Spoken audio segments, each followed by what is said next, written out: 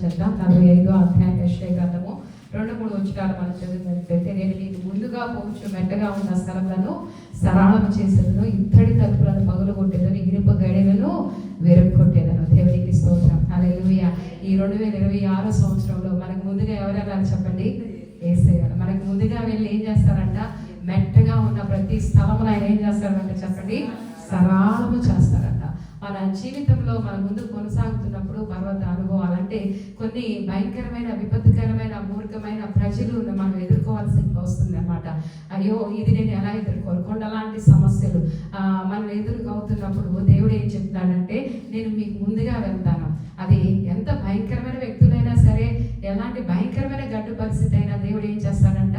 వారిని లేకపోతే ఆ సమస్యను ఏం చేస్తాడు? సరళంగా చేస్తాడు. దేవుడికి స్తోత్రం చెప్తామా? హల్లెలూయా. కాబట్టి పరిస్థితులు ప్రతి ఇయర్లో కూడా మనకి ఛాలెంజెస్ ఉంటాయి. ప్రతి ఇయర్లో కూడా ఎలాంటి విపత్కరమైన పరిస్థితులు మన కొరకు పొంచి ఉన్నాయో తెలియదు. ఎందుకంటే తన బిడ్డల జీవితాల్లో దేవుడు మనల్ని సుఖ దుఃఖాన్ని దేవుడు జతపరిచాడు. ఎందుకంటే ప్రజలైన మనం అన్ని అనుకూలంగా ఉంటే దేవుని ఆశ్రయించమండి. అది కూడా దేవునికి తెలుసు. మనం ఎప్పుడు కూడా దేవుని స్వరూపంలో దేవుని మహిమ కొరకు చేయబడిన మనము నిత్యం ఆయన ఆశ్రయించి ఆయన శరణు జొచ్చి ఉండాలని యేసయ్య కోరుకుంటారు. కాబట్టి మన జీవితంలో వచ్చే ఏ ఛాలెంజ్ అయినా యేసయ్య మనతో వస్తే మనం భయపడవసరం లేదు. దేవునికి స్తోత్రం చెప్దామా? హల్లెలూయా. ఆయన మనకు ముందుగా పోవచ్చు మెట్టగా ఉన్నా అంటే విపత్తుకరమైన పరిస్థితులు మనకి ఎదురుగా ఎవరు ఉన్నారో, ఎలాంటి పరిస్థితులు ఉన్నా కూడా వాటన్నిటిని దేవుడు ఏం చేస్తాడంట? సరళం చేస్తాడంట. ఇత్తడి తలుపులను పొగలుకొట్టేదని, ఇనుప గడియలను విరగొట్టేదను. ఇంకా ఇది అసాధ్యము, ఇది భయంకరమైన అంటే మన ఆధ్యాత్మిక అభివృద్ధికి, మన ఆధ్యాత్మిక ఎదుగుదలకు అభివృద్ధికి ఆటంకంగా ఉండే ఎలాంటి ఇత్తడి గడియలైనా, ఎలాంటి ఇత్తడి తలుపులైనా దేవుడు ఏం చేస్తాడంట? పగలు కొడతానండి. ఇత్తడి తలుపులను పగలు కొట్టుదును, ఇనప గడియలను విరగొట్టుదును. దేవునికి స్తోత్రం చెప్తామా? హల్లెలూయా. ఎంత గొప్ప వాగ్దానం, ఎంత గొప్ప వాగ్దానం. ఇశ్రాయేలు ప్రజలు కూడా వారు అరణ్య మార్గంలో ప్రయాణం ప్రారంభిస్తున్నప్పుడు యేసయ్య మోషేకి ఏమని వాగ్దానం చేశారు? నా సన్నిధి నీకు తోడుగా వచ్చును. దేవునికి స్తోత్రం. హల్లెలూయా. మనం కోరుకోవాల్సింది ఒకటే, ప్రభువా ఎలాంటి స్థితిగతులు కూడా ఈ సంవత్సరం నేను వెళ్ళాలో తెలియదు, కానీ నీ సన్నిధి నాకు తోడుగా ఉంటే చాలు, నీ సన్నిధి నాకు ముందుగా వెళ్తే చాలు. యేసయ్య మనతో మన ముందు ఉంటే మనం ఏ విషయంలో ఏమవసరం లేదు చెప్పండి? చింతపడవసరం లేదు, బాధపడవసరం లేదు. ఎందుకంటే మెట్టగానున్న ప్రతి స్థలం ఏం చేస్తాడు? ఆయన చదును చేసేస్తాడు. ఇనుప గడియలను అంటే మన అభివృద్ధికి, మన ఆశీర్వాదానికి ఆటంకంగా ఉన్న ఎలాంటి గడియలైనా సరే, ఎలాంటి వ్యక్తులైనా సరే, ఎలాంటి విరోధులైనా సరే దేవుడు ఏం చేస్తాడంట? విరగొట్టేస్తారంట. తలుపులను పగలు కొట్టేస్తారంట. దేవునికి స్తోత్రం. హల్లెలూయా. మనం అల్పులమే. మన సామర్థ్యంతో ఈ లోక యాత్రని ఎన్నడూ కూడా మనం కొనసాగించలేం. ఎందుకంటే ఈ లోకం అంతా కూడా దుష్టుని చేతిలో ఉంది. ఈ లోకంలో ఉన్నవాడు బలవంతుడు, కానీ మనలో ఉన్నవాడు ఈ లోకంలో ఉన్నవాడి కంటే బలవంతుడు. దేవునికి స్తోత్రం చెప్దామా? హల్లెలూయా. కాబట్టి మనలో క్రీస్తు ఉంటేనే మన సామర్థ్యంతో, మన శక్తితో నడిపించేది కాదు, కానీ ఈ జీవితము దేవుని యొక్క మహాకృప మనకు తోడై ఉండాలి. ఆయన సన్నిధి, ఆయన పరిశుద్ధాత్మ మనకు తోడుగా ఉంటే ఎలాంటి మెట్టలనైనా, ఎలాంటి పర్వతాలనైనా మనం అధిగమించి ముందుకు కొనసాగలుగుతాం అన్నమాట. కాబట్టి మనం ప్రార్థన చేయాల్సింది ఒకటే, ప్రభువా నీ సన్నిధి నాకు తోడుగా రావాలి. మోషే భక్తుడు అంటారు, నీవు నాకు తోడుగా వస్తేనే నేను వెళ్తాను అంటాడు. దేవునికి స్తోత్రం. హల్లెలూయా. కాబట్టి భక్తులు దేవుని యొక్క సన్నిధి, దేవుని యొక్క తోడు అనేది జీవితంలో ఎంత అవసరమో గ్రహించి, నువ్వు నాతో వస్తే కానీ నేను వెళ్ళను. నువ్వు ఎంత పట్టుదల యాకోబును కూడా చూస్తే, నువ్వు నన్ను దీవిస్తే కానీ నేను నిన్ను వదిలిపెట్టాను. కాబట్టి ప్రభు దగ్గర పట్టుబట్టాలి. ఈ లోకంలో ఏదేదో వ్యర్థమైన వాటి కొరకు కాదు, కానీ ప్రభువా నీ కృప నాకు కావాల్సిందే, నీ సన్నిధి నాతో రావాల్సిందే. నీ సన్నిధి నాకు తోడుగా ఉంటే నాకు అన్నీ ఉన్నట్టే. ప్రభు మనతో ఉంటే మనకి బుద్ధి ఉంటుంది, జ్ఞానం ఉంటుంది, ఏముంటుంది? సర్వ సంపదలు ఉంటాయి. దేవునికి స్తోత్రం. Hallelujah. He is the sources of all blessings. ఆయన సమస్త ఆశీర్వాదాలకు నిధి అయి ఉన్నాడు. కాబట్టి ప్రభు సన్నిధి మనతో వచ్చినట్లుగా మనం వేడుకోవాలి. ప్రభా నేను ఒంటరిగా, మనము యెజ్రా గ్రంథంలో కూడా యెజ్రా చాలా సందర్భాల్లో దేవుని దక్షిణ హస్తం మమ్మల్ని నడిపించింది. దేవుని దక్షిణ హస్తము, దేవుని హస్తం, ఆయన హస్తము, ఆయన బాహుబలము, ఆయన సన్నిధి, ఆయన తోడు మన జీవితాల్లో ఉంటే మనం ఒక పాట కూడా పాడుకుంటాం కదా, నీవు నాతో ఉంటే చీకటి నన్ను ఏం చేయలేదు, ఓటమి కూడా నన్ను ఏమి చేయలేదు, నువ్వు నాతో వస్తే నా జీవితంలో ఏది కొరత ఉండదు ప్రభా, నువ్వు నాతో ఉంటే చాలు. దేవునికి స్తోత్రం చెప్దామా? హల్లెలూయా. మన ప్రార్థన అదే ఉండాలి.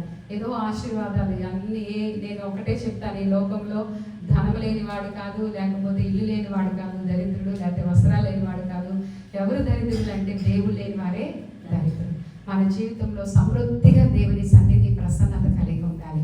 మనం ఎంతగా ఆయన కలిగి ఉంటామో అంత సంతోషంగా, అంత సజావుగా మన జీవితాలని ముందుకు మనం కొనసాగించుకోగలుగుతాం అన్నమాట. కాబట్టి దేవుని సన్నిధి కొరకు మనం ప్రార్థన చేద్దాం. ప్రభా, నువ్వు నాతో రావాలి ప్రభా, మోషే వాళ్ళు చెప్తాం. ప్రభా, నువ్వు నాతో వస్తేనే నేను వెళ్తాను. ఈ 2026 సంవత్సరంలో ప్రతి అడుగులో కూడా నువ్వు నాతో ఉండాలి. నీ సన్నిధి నాకు కావాలి, నీ ప్రసన్నత నాకు కావాలి, నీతో సహవాసంగా పెంపొందింపచేయు, నీతో పొందు. ఆశాభక్తుడు చెప్తాడు, నీతో పొందు నాకు ధన్యకరం.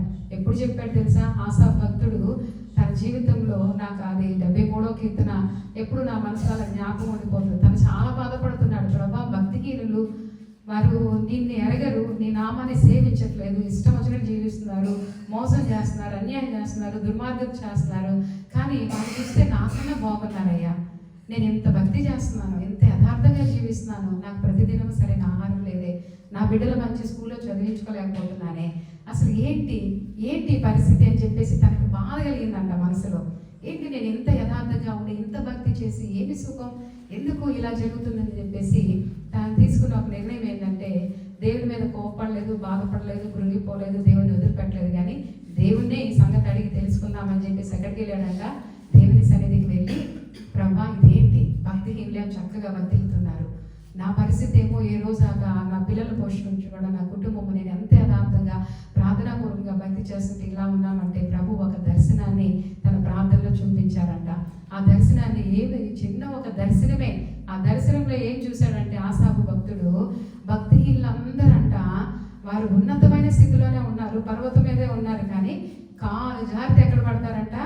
లోయలో పడిపోతారంట. కాలు జారు స్థానంలో వారు ఉన్నారంట. ఒక్కసారి వాళ్ళు మరణిస్తే ఎక్కడికి వెళ్ళిపోతారు? అగాధంలో పడిపోతారంట. అది చూసినప్పుడు వెంటనే తను లేచి ఎంత పశ్చాత్తాపడతాడంటే, ఏమని చెప్తాడంటే, ప్రభువా, ఆకాశమందు నువ్వు ఉన్నావుగా, నాకు నువ్వు ఉంటే ఈ లోకంలో నాకేది అక్కర్లేదు అన్నాడు. అసలు ఏ నిర్ణయానికి వచ్చాడో చూడండి. ఒక సత్యం తెలుసుకున్న తర్వాత అన్నాడు, ప్రభువా, నువ్వు నాకున్నావు కదా ఆకాశమందు నువ్వు తప్ప నాకెవరున్నారు, నీవు నాకుండగా నాకు ఈ లోకంలో ఏది అక్కర్లేదు, నువ్వు ఉంటే అన్నీ ఉన్నట్టే. దేవునికి స్తోత్రం చెప్దామా? హల్లెలూయా. ఇంకా ఆ మాటతో వదిలేలేదండి. ఏమని చెప్తున్నారు తెలుసా? నా శరీరము, నా మాంసము క్షీణించిపోయినా నా ఆత్మతో, అంటే నా శరీరానికి ఏమైపోయినా, నాకు తిండి లేకపోయినా, బట్టలు లేకపోయినా, నేనేమైపోయినా నా ఆత్మతో నేను సేవిస్తాను, నిన్ను ఆరాధిస్తాను. ఇంకా ఏం చెప్తారు తెలుసా? నీతో పొందు నాకు ధన్యకరము. దేవునికి స్తోత్రం చెప్దామా?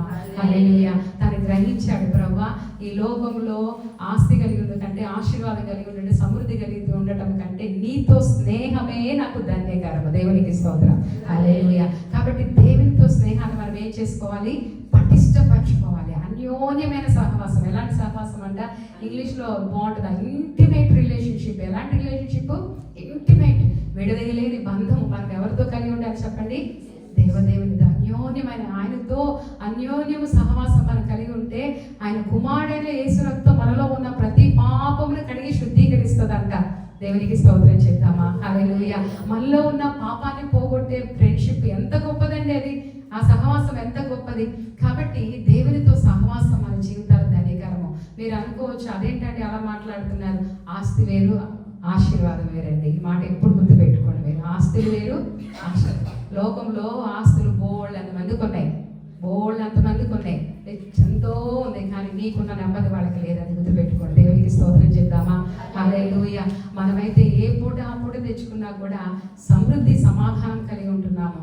ఆస్తి మనకి సంతృప్తిని కలిగించదు, కానీ ఆశీర్వాదం మనకు సంతృప్తిని కలిగిస్తుంది. దేవునికి స్తోత్రం చెప్దామా? హల్లెలూయా. ఆస్తి మనుషులు ఇవ్వచ్చేమో, కానీ ఆశీర్వాదం ఎవరు ఇవ్వాలి? దేవుడే ఇవ్వాలి. ఎందుకు చెప్తాను? యాకోబు జీవితంలో బోల్డ్ అంతా పొట్టి చేతులతో వెళ్ళాడు ఒక కర్రతో, కానీ వచ్చేటప్పుడు ఎలా వచ్చాడు?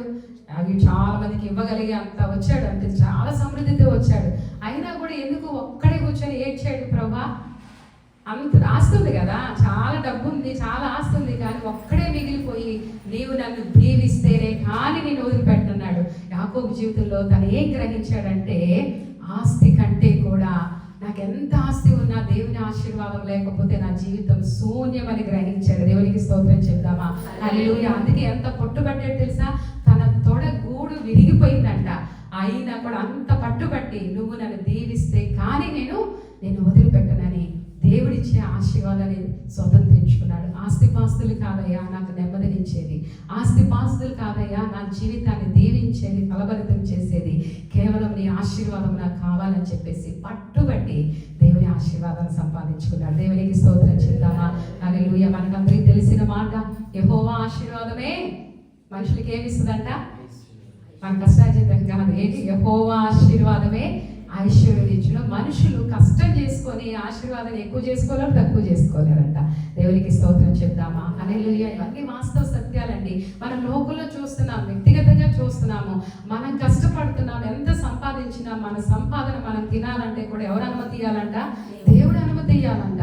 కాబట్టి మనం నమ్ముకోవాల్సినవన్నీ మన కష్టార్జితాన్న, మన ఆరోగ్యాన్న, మన బంధువులన, మన పలుకుబడిన, మన గృహాన్న అన్ని కలుగు చేసిన దేవుని యందు మనము విశ్వాసం ఉంచాలి, ఆయన ఆశ్రయించాలి, ఆయన ప్రేమించాలి. ఎందుకు ఈ విషయాలను చెప్తున్నానంటే, దేవుని ప్రసన్నత, దేవుని సన్నిధి, దేవునితో స్నేహము మన జీవితాలకు ధన్యము. కాబట్టి ఉదయకాల సమయంలో మనం అందరం లేచి నిలబడదాం. ప్రభా, ఈ 2026 సంవత్సరం చూసే కృపను మాకు ఇచ్చారు. ఇదేదో మా బలము, మా జ్ఞానము, మేము గొప్పవారు, మంచివారు